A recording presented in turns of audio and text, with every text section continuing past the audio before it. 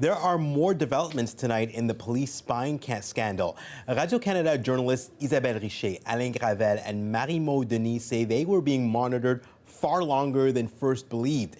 It appears the SQ monitored their cell phone logs for 5 years, from 2008 to 2013.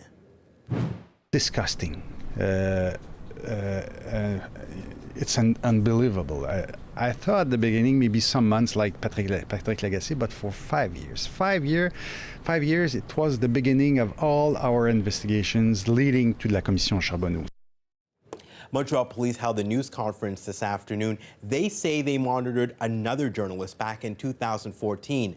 Meanwhile, the Couillard government is stepping things up as the spying scandal deepens. It is giving the full powers of a commission of inquiry to the expert group that will look into the issue. Our National Assembly reporter Ryan Hicks has more.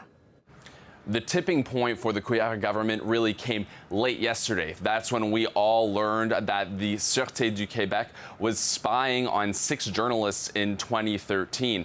This commission of inquiry will have powers to hold public hearings, to call witnesses, the same kinds of powers that the Charbonneau Commission had. Now, who will sit on this commission? Well, it's still to be determined, but here's what we know now. It will be made up of a retired judge and a representative from the police. Now, we already know who the representative from the media will be. That will be media lawyer Christian Leblanc. Let's hear a little bit from the Justice Minister.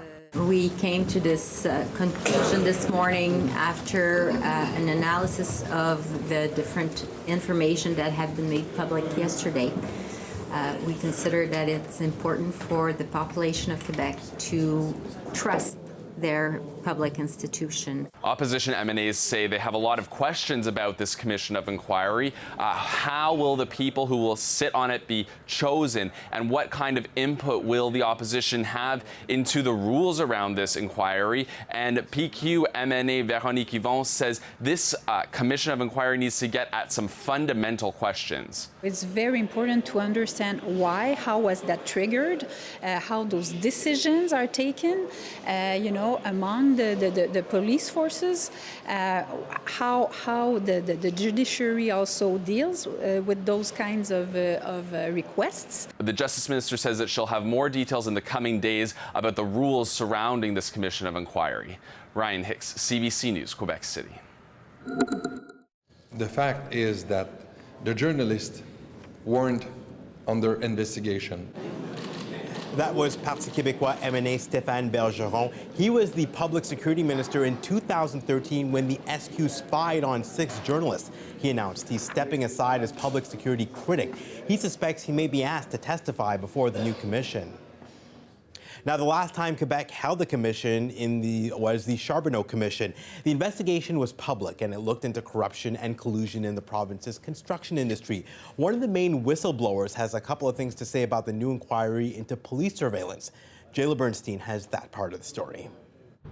Longtime union organizer and whistleblower for the corruption inquiry, Ken Pereira, says he thinks the idea of holding a commission of inquiry into the police surveillance of journalists, he thinks that's the right idea. He says in his own experience speaking with police in the past, he got the sense they were keeping a very close eye on journalists. I really do believe there's more than 6 journalists. I really don't think that we stopped at 6. And their tactics have been going on for a while. So maybe we're going to expose what's going on, This doesn't start with 1 or 2 people and that's it, I think it's been going on for a while. Of course, it was La Presse columnist Patrick Lagacé who started this all earlier this week with the revelations that he was being spied on by police and being tracked through his iPhone's GPS. He says, generally speaking, he thinks the idea of an inquiry is a good step forward, but he's not so sure about holding it publicly. He says we might get more frank and honest answers if it's held behind closed doors. Seeing the results of the Charbonneau Commission, I was not impressed with the results and the report.